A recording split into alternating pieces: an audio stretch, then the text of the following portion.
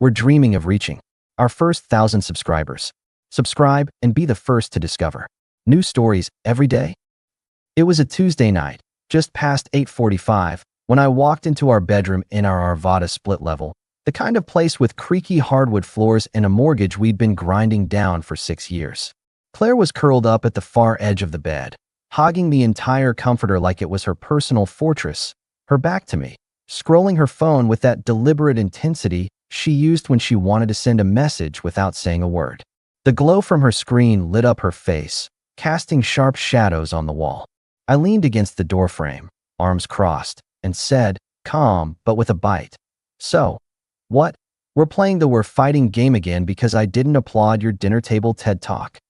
She didn't turn, didn't even shift, just said, in that flat, emotionless tone she'd perfected, "After the way you talked to me tonight? Forget about cuddling up." Her voice was as casual as if she were saying we were out of milk, but it carried that calculated sting she knew how to deliver. I didn't flinch, didn't sigh or raise my voice. I just thought, she thinks I'm gonna grovel again. Nah, I'm already halfway to the garage. All right, I said, clipped, and turned to leave. She sat up slightly, her voice sharp but unsure. "Where are you going?" I paused at the door, half-turned, and said, "To find a bed that doesn't come with a contract." My tone was even, but it landed like a dart. I walked out, her silence trailing me like a shadow. In the garage, I dug through a box of old camping gear and pulled out an army blanket, green, musty, smelling like pine and better days. Back in the living room, I tossed it over the couch, kicked off my shoes, and lay down. No slamming doors, no muttering. I wasn't mad. I was done playing her game. The couch springs groaned under me, and I stared at the ceiling, the hum of the fridge in the background. If she wants a Cold War, she's about to get frostbite. The next morning, I was up at 6:15, brewing coffee in the kitchen, the one with the chipped blue tiles we'd been meaning to replace since we moved in. The pot hissed as I flipped bacon in a skillet, the smell filling the room. Claire shuffled in, her oversized sleep shirt slipping off one shoulder, hair a mess, eyes puffy like she'd barely slept. She glanced at the couch, the blanket folded neatly, then at me, and said, her voice sharp but probing, "So, you're really sleeping out there now?" Over one stupid comment. I flipped a piece of bacon, didn't look up, and said, "Yeah, where I don't have to barter for a corner of the bed." My tone was flat, like I was reading the weather. She stood there, hands on hips, waiting for me to say more, maybe offer her a plate like I usually did. I didn't. I slid the bacon onto a single plate, grabbed my coffee, and brushed past her in the hallway, close enough to feel the tension but not stopping. She called after me, her voice laced with a jab. "You're being ridiculous, Dave. It was just a disagreement." I paused at the den door, half-turned, and said, "Disagreement? You turned a table talk into a punishment. Keep it up, and you'll be eating alone, too." My voice was calm, but it cut like a blade. Her face twitched, a mix of shock and irritation, like she'd expected me to cave. I walked into the den, plate in hand, and shut the door. She's waiting for an apology she's not getting. Let her stew. As I ate, I replayed last night's dinner. We'd been eating takeout, pad thai from that spot on Colfax she loved, and she'd gone off about ditching our SUV for electric scooters to save the planet. I'd chuckled, not mean, just real, and said, "Claire, that's more about looking eco-chic than actually caring. You'd miss the heated seats by January." It was light, with a grin, but her face had gone tight, like I'd insulted her entire worldview. She'd gone quiet, picked at her noodles, and then pulled the blanket stunt later. In her world, anything less than worship was a declaration of war. She thinks silence is power? I'll show her what real distance looks like. That night, Claire came home late from drinks with the girls at some trendy Lodo bar. I was in the kitchen, chopping bell peppers for tacos, the radio playing low, some Springsteen track. She walked in, hair damp, smelling like lavender shampoo, her smile too bright, like she was auditioning for a rom-com. "Hey, babe," she said, her voice all syrup and fake cheer, leaning against the counter. "Miss me?" I glanced at her, then out the window. Clear skies all day, not a drop of rain. My brain flagged it, but I kept chopping, slow and deliberate. "Hope the drinks weren't too watered down," I said, my voice calm but sharp, "so you could actually feel something." Her smile faltered, but she recovered fast, tossing her hair. Oh, come on, Dave. It was just a fun night. You're not, mad about it, are you? Her tone was playful, but it had that edge, like she was daring me to react. I set the knife down, leaned back, and looked her in the eye. Mad? Nah. But every word's on a meter now, Claire. And you're running up the tab. My voice was low, steady, like I was stating a fact. She laughed, short and forced, and reached for my coffee mug, the chipped one I'd had since college. I slid it away, poured a fresh cup from the pot, and handed it to her. It was cold. This isn't a trophy for playing nice, I said, my tone cold but even. It's not about being mad. It's about boundaries. And you're not familiar with those. Her eyes narrowed, and she snapped, "You're blowing this out of proportion." Her voice had that defensive spike, like she was trying to flip the script. I crossed my arms. Blowing it up? You set the rules. I'm just playing by them. My words were calm, but they hit like a slap.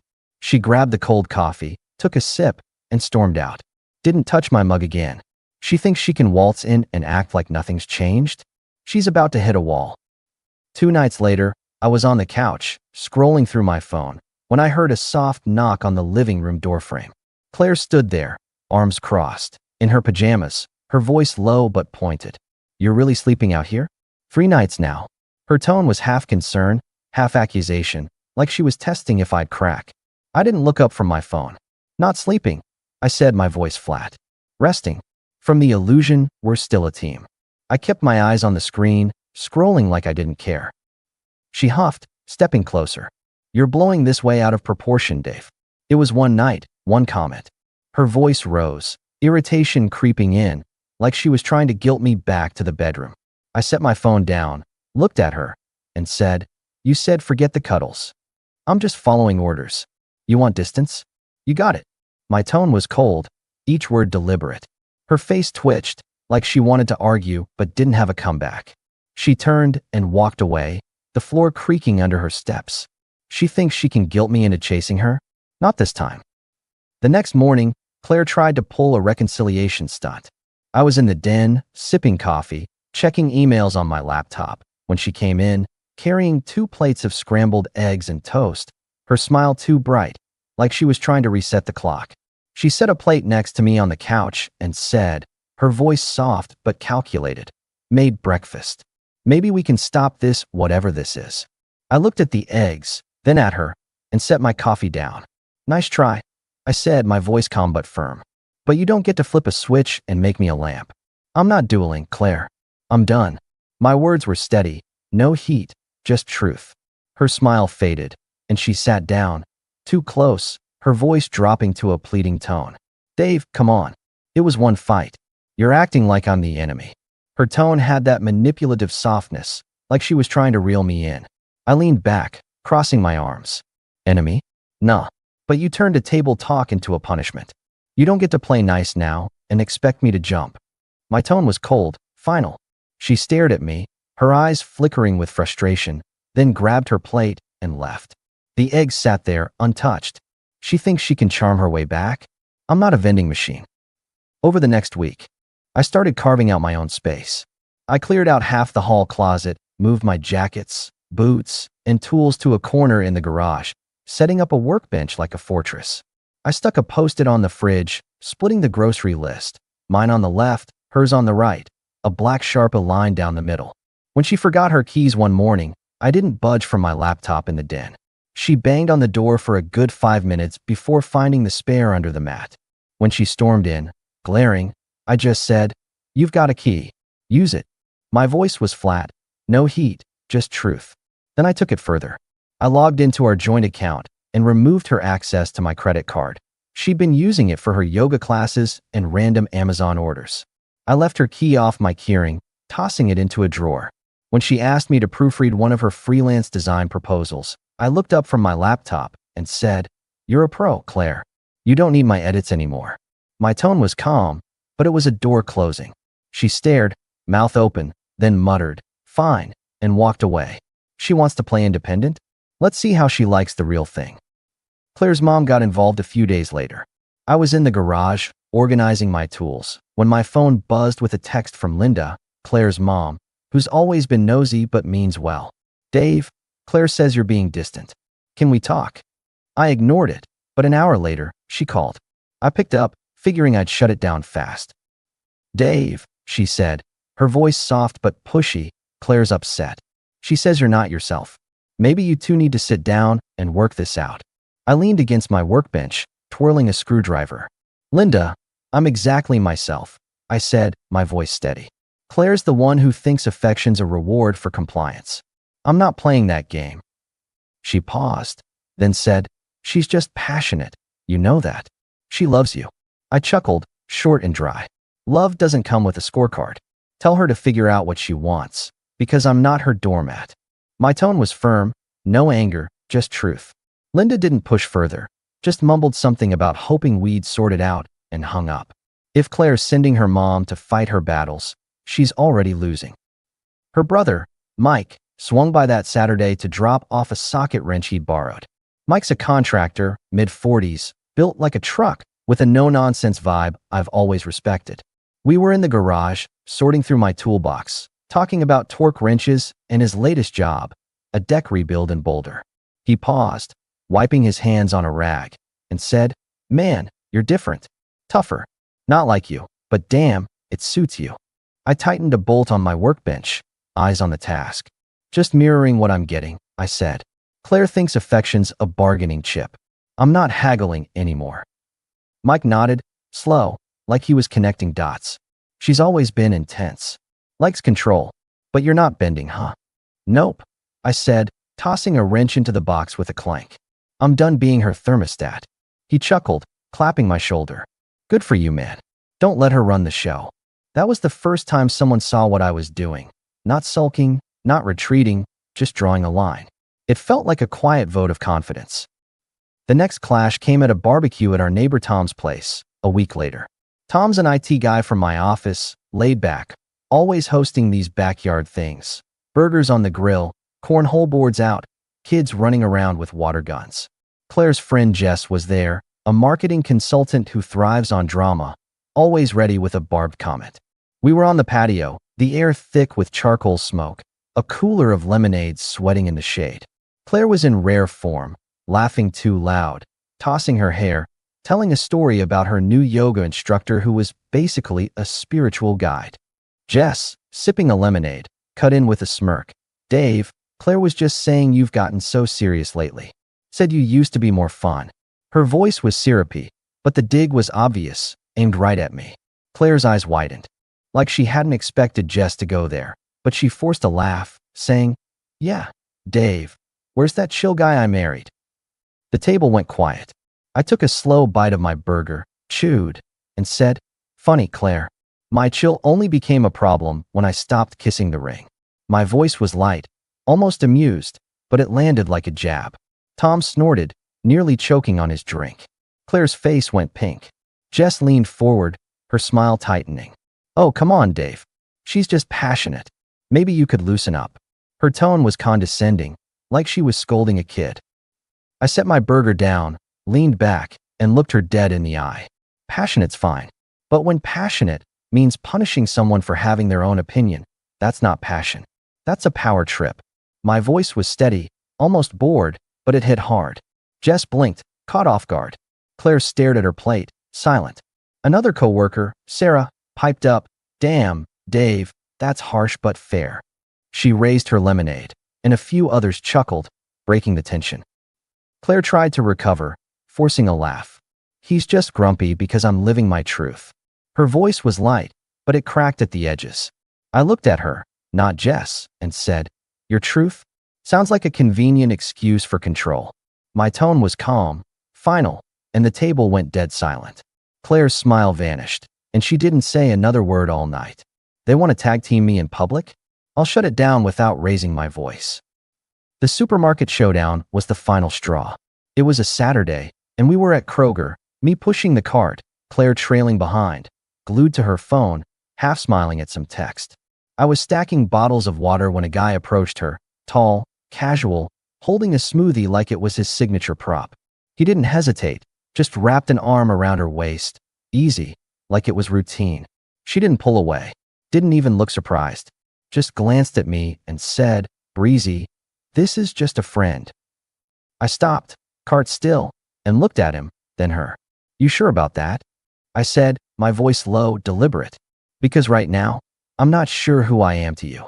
My words hung in the air, heavy, and the guy shifted, uncomfortable, muttering, "Just, old friends, man."